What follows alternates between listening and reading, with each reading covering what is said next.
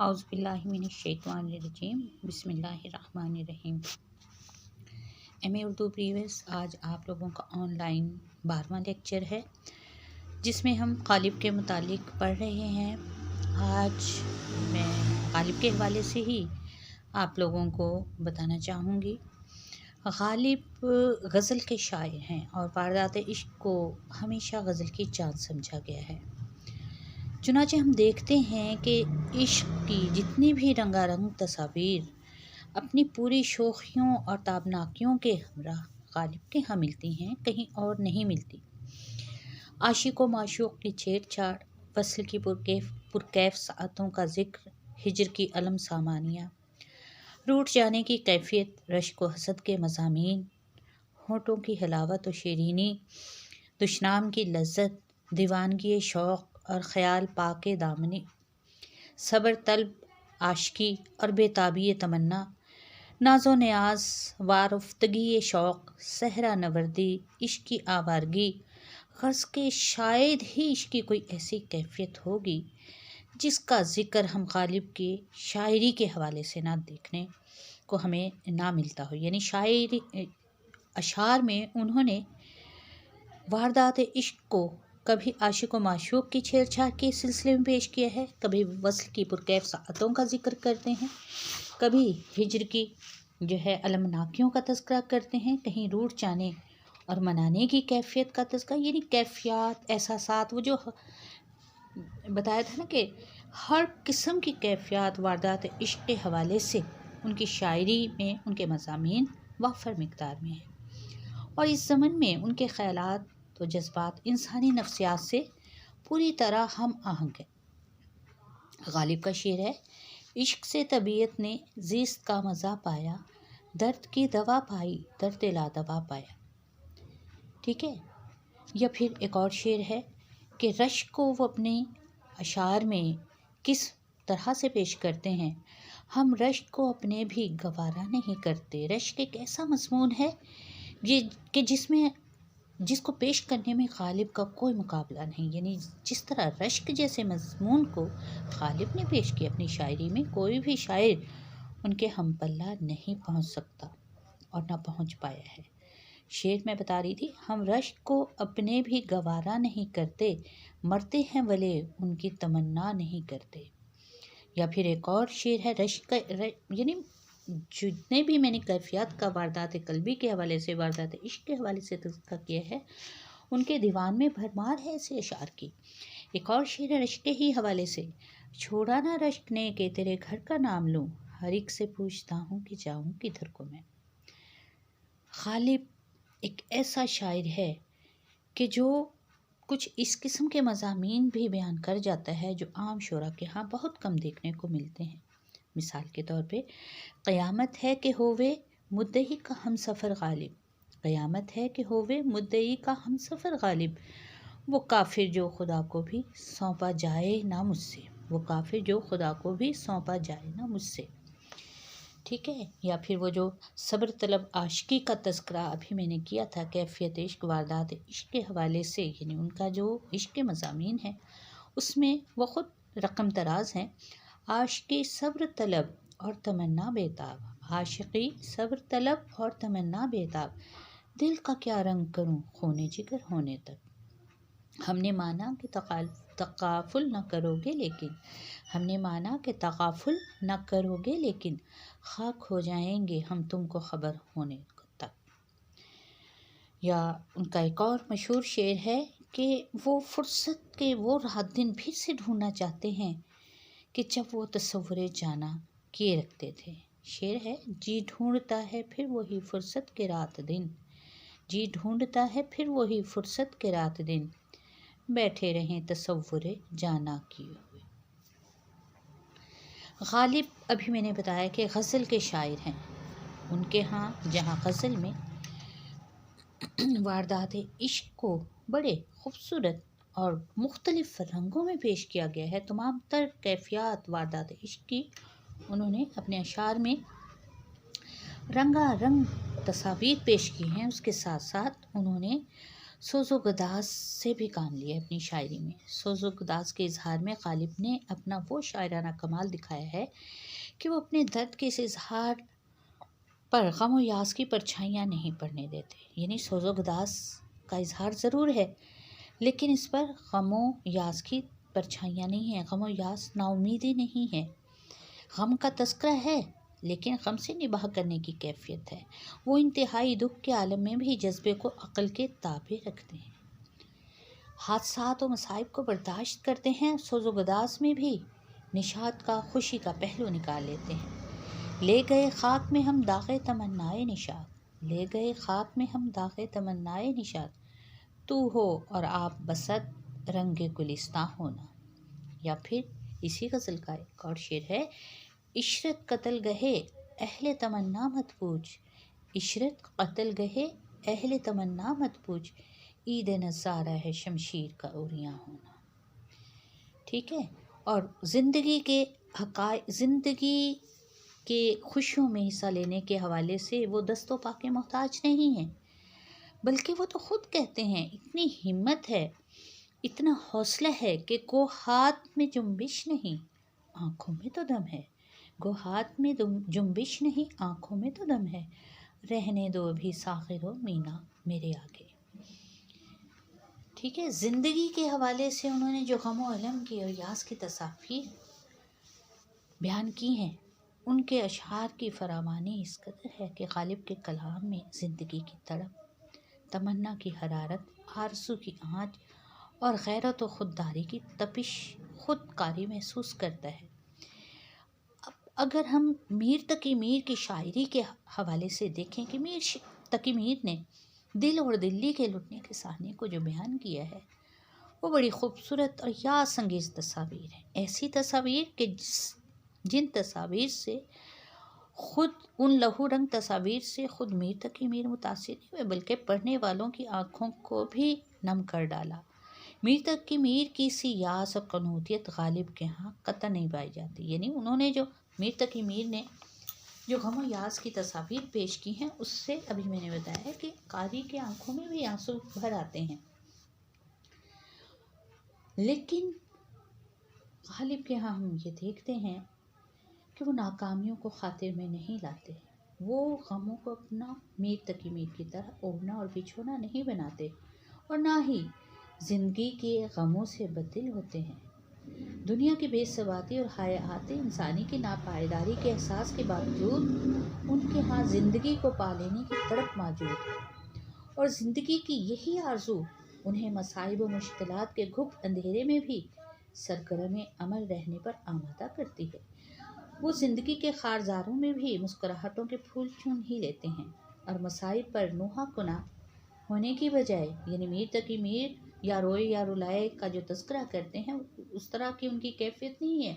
قنوطیت پسندانہ رویہ نہیں ہے، بلکہ ایک رجا کا پہلو ہے۔ شاعری میں دو لہجے ہوا کرتے ہیں، رجا امید اور قنوطیت پسندانہ رویہ وہ ہوتا ہے کہ جب شاعر یا تخلیق کار اپنی شاعری یا کسی تخلیق میں زندگی کے حوالے سے منفی نقطہ نظر پیش کرے، تو میر تقی میر کے ہاں وہ قنوطیت پسندانہ رویہ اکثر شعروں میں ان کے ہاں ہمیں دکھائی دیتا ہے۔ لیکن غالب ایسے شاعر ہیں جو اپنے ذاتی مصائب پر نوحہ کناں ہونے کی بجائے انہیں اپنی دائمی رفیق کی حیثیت سے قبول کرتے ہیں۔ نغمہ ہائے غم کو بھی اے دل غنیمت جانیے، نغمہ ہائے غم کو بھی اے دل غنیمت جانیے، بے صدا ہو جائے گا یہ ساز ہستی ایک دن۔ یا ایک اور شعر ہے جو زندگی کے حوالے سے، زندگی کی رونقوں کے حوالے سے وہ تذکرہ کرتے ہیں کہ ایک ہنگامے پہ موقوف ہے گھر کی رونق، ایک ہنگامے پر موقوف ہے گھر کی رونق، نوحہ غم ہی سہی نغمہ شادی نہ سہی۔ زندگی کی یہی تڑپ ان کے لب لہجوں میں بھی بے نیازی پیدا کر دیتی ہے۔ ان کی آواز میں قوت، جوش، بلند آہنگی، تندی اور تیزی ہے۔ اسی تندی اور تیزی کے نشے میں وہ نہ کسی کو خاطر میں لاتے ہیں اور نہ کسی کا سہارا ڈھونڈتے، بلکہ وہ تو ایک ایسے روایت شکن شاعر ہیں جو کہتے ہیں زندگی کے جو حقائق ہیں یا روایتیں ہیں، اردو شاعری کے حوالے سے ایسی روایتیں جنہیں بہت سے شعراء نے تسلیم کیا۔ وہ کہتے ہیں بازیچہ اطفال ہے دنیا میرے آگے، بازیچہ اطفال ہے یعنی بچوں کے کھیلنے کا باغیچہ ہے یہ دنیا، بازیچہ اطفال ہے دنیا میرے آگے، ہوتا ہے شب و روز تماشا میرے آگے، گھستا ہے جبھی خاک پہ صحرا میرے ہوتے۔ ٹھیک ہے، یہ شعر تھوڑا سا یہی رکھیں کہ بازیچہ اطفال ہے دنیا میرے آگے، ہوتا ہے شب و روز تماشا میرے آگے۔ اسے اگلے شعر میں جس کا مفہوم یہ ہے کہ دریا جو ہے میرے آگے جبیں گھستا ہے اور صحرا جو ہے وہ آگے میرے آگے گھٹنے ٹیک دیتے ہیں۔ اور پھر خضر علیہ السلام کے جن کی حوالے سے اردو شاعری میں روایت رہی ہے کہ خضر علیہ السلام ایک تو کہ سبز پوش ہیں، دوسرے ہے کہ بھولے بھٹکوں کی رہنمائی کرتے ہیں، اور وہ بزرگ ہیں جنہیں ہمیشہ کی زندگی مل چکی ہے۔ یہ ایک روایت ہی صحیح، اس میں کہاں تک حقیقت ہے کہاں تک نہیں، بہرحال یہ اردو شاعری کی ایک روایت ہے جس کو بڑے روایت شکنی کا مظاہرہ کرتے ہوئے خود کہتے ہیں غالب لازم نہیں کہ خضر کی ہم پیروی کریں، لازم نہیں کہ خضر کی ہم پیروی کریں، مانا کہ ایک بزرگ ہمیں ہم سفر ملے۔ غالب ویسے بھی مغل ہونے کے سبب نوابی ذہن رکھتے تھے، ان کی طبیعت میں غیرت اور خودداری کا مادہ بہت تھا، ان کے کلام میں آ کر ان کا یہ وصف انتہائی خوددار اور خود نگہداری کی تصویر بن جاتا ہے۔ وہ ایسے خوددار عاشق ہیں جو اپنی خو چھوڑ کر کبھی بھی اپنی وضاقت بدلنے پر تیار نہیں ہوتے، انہیں ہر مرحلے پر عشق کی منازل طے کرتے ہوئے اپنی وفاداری اور عزت نفس کا خاص خیال رکھنا آتا ہے، اور خاص خیال رکھتے بھی ہیں، بلکہ بندگی میں بھی خودداری کو ہاتھ سے نہیں جانے دیتے۔ وہ خود کہتے ہیں وہ اپنی خو نہ چھوڑیں گے ہم اپنی وضع کیوں بدلیں، وہ اپنی خو نہ چھوڑیں گے ہم اپنی وضع کیوں بدلیں، سبک سر بن کے کیا پوچھیں کہ ہم سے سرگراں کیوں ہوں۔ ٹھیک ہے، غالب چونکہ کبھی اپنی اصلاح سے غافل نہیں رہے، یعنی شاعری کے حوالے سے ان کے مضامین میں اگر انہوں نے شروع میں مشکل پسند الفاظ استعمال کیے، مفرس تراکیب پر مبنی شاعری کی، لیکن ہم دیکھتے ہیں کہ ان کے کلام میں ارتقاء کی ایسی شان نظر آتی ہے جو کسی اور شاعر کے ہاں دیکھنے کو بھی نہیں ملتی۔ شروع میں انہوں نے بے دل کی تقلید میں مشکل گوئی اختیار کی، مگر آہستہ آہستہ مشکل گوئی کو ترک کر کے سہل گوئی یعنی آسان شاعری، آسان الفاظ کا چناؤ کر کے انہوں نے اس طرح سے شاعری کی، اور ان کی زبان آسان، سادہ، عام فہم اور بیان شگفتہ ہوتا چلا گیا۔ پہلے دور کا شعر ہے، کرے کی فکر تعبیر خرابی ہائے دل گردوں، نہ نکلے خشت مثل استخواں بیرون قالب ہا، کرے کی فکر تعبیر خرابی ہائے دل گردوں، نہ نکلے خشت مثل استخواں بیرون قالب ہا۔ دوسرے دور کا شعر جہاں وہ اپنی اصلاح کرتے دکھائی دیتے ہیں، دہر میں نقش وفا وجہ تسلی نہ ہوا، ہے یہ وہ لفظ کہ شرمندہ معنی نہ ہوا۔ تیسرے دور کا شعر ہے، یاد تھی ہم کو بھی رنگا رنگ بزم آرائیاں، لیکن اب وہ نقش و نگار طاق نسیاں ہو گئی۔ چوتھا اور آخری دور بہت ہی آسان اور عام فہم جس میں انہوں نے شاعری کی ہے، کوئی امید بر نہیں آتی، کوئی صورت نظر نہیں آتی، یا مرتے ہیں آرزو میں مرنے کی موت آتی ہے پر نہیں آتی۔ پہلے دور میں جو انہوں نے مشکل پسندی کو اپنایا تو اس دور میں وہ معمولی سے معمولی مضامین کو بھی پیچیدہ انداز میں بیان کرتے ہیں، اور آسان مضمون کے گرد بھی الفاظ کا ایک ایسا طلسم کھڑا کر دیتے ہیں جس سے قاری کوہ کندن و کارۂ بر آوردن کی کیفیت میں مبتلا ہو جاتا ہے۔ ان کا شعر ہے، نقش فریادی ہے کس کی شوخی تحریر کا، یہ بہت ابتدا کا شعر ہے۔ نقش فریادی ہے کس کی شوخی تحریر کا، کاغذی ہے پیرہن ہر پے کرے تصویر کا۔ مگر جب وہ مشکل پسندی سے آسان گوئی کی طرف مائل ہوئے تو ان کے اشعار میں سادگی اور سلاست کی ایک ایسی شان پیدا ہو گئی کہ وہ سہل ممتنع کے قریب ہو گئے۔ پہلے بھی بتایا سہل ممتنع اس کو کہتے ہیں کہ قاری یہ سمجھے کہ ایسا شعر تو میں بھی، یعنی جو پڑھنے والا ہے وہ یہ سمجھے کہ ایسا شعر تو میں آپ سب کہہ سکتے ہیں لیکن کہہ نہ سکے۔ ان کا جو ہے سہل ممتنع کا بہترین شعر ہے، ابن مریم ہوا کرے کوئی، میرے دکھ کی دوا کرے کوئی، ہم بھی تسلیم کی خو ڈالیں گے، بے نیازی تیری عادت ہی سہی۔ غالب کے کلام کی ایک اور بڑا وصف یا خوبی وہ ان کا تنوع اور رنگا رنگی، یعنی مختلف رنگ ہیں ان کی شاعری میں، مضامین کی جدت، خیالات کی رنگا رنگی میں کوئی ان کا حریف نہیں۔ ان کے کلام میں تغزل بھی ہے، تفکر بھی ہے، فلسفہ بھی ہے، تصوف بھی ہے۔ ان کے کلام میں ہم مسکراہٹیں بھی دیکھنے کو ملتی ہیں، زہرخند لہجہ بھی ہے،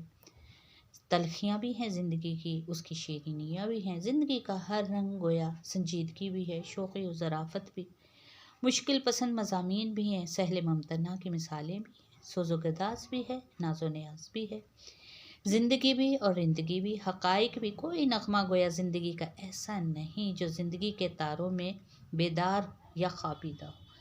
اور غالب کے ہاں اس کی صدائے بازگشت نہ ملے۔ غرض اپنے کلام کی اپنی گوناگون خصوصیات کی بنا پر غالب کی شاعری کو رنگ دوام حاصل ہے، ایسا رنگ جو ہمیشہ سے ہے اور ہمیشہ رہے گا۔ وہ کسی ایک عہد کے یا اپنے عہد کے شاعر نہیں بلکہ ہر عہد کے شاعر ہیں۔ ان کے کلام ہر دور کے انسان کے جذبات و احساسات، خیالات و واردات اور نفسیات انسانی سے پوری طرح ہم آہنگ ہے۔ اسی خصوصیت نے ان کی شاعری میں رنگینی، رعنائی اور آفاقیت پیدا کی ہے۔ ان کا کلام ایک ایسے خوددار، وزادار شخص کا کلام ہے جس نے اپنے دل کی حسرتوں، نامرادیوں پر اپنے بیان کی گفتگی کا پردہ ڈال دیا ہے، اور جس نے اپنے اور دوسروں کے غموں کو شوخی اور ظرافت کے لباس میں چھپانے کی کوشش کی ہے۔ وہ زندگی کا شاعر ہے اور زندگی کا لہو اس کے کلام میں خورنگ جا کی طرح دوڑتا نظر آتا ہے۔ آج کے لیے اتنا ہی۔ غالب کے حوالے سے آپ لوگوں کو میں نے جو ہے یہ اسلوب پہ بہترین آپ لوگوں کا سوال تیار ہو گیا، اس کو اچھے طریقے سے یاد کریں۔ ٹیسٹ اسکیجول آپ لوگوں کا منڈے سے، یعنی جتنے ٹاپکس ہو چکے ہیں وہ آپ لوگوں کو میں لکھواؤں گی، وہ ایک ترتیب کے ساتھ، وہ آپ لوگوں نے میرے واٹس ایپ نمبر پہ بھیجنے ہیں۔ اللہ حافظ، دعاؤں میں یاد رکھیے گا، اور اس کو بہت پھر سے کہہ رہی ہوں کہ بہت اچھے طریقے سے یاد کیجیے گا۔ اللہ حافظ۔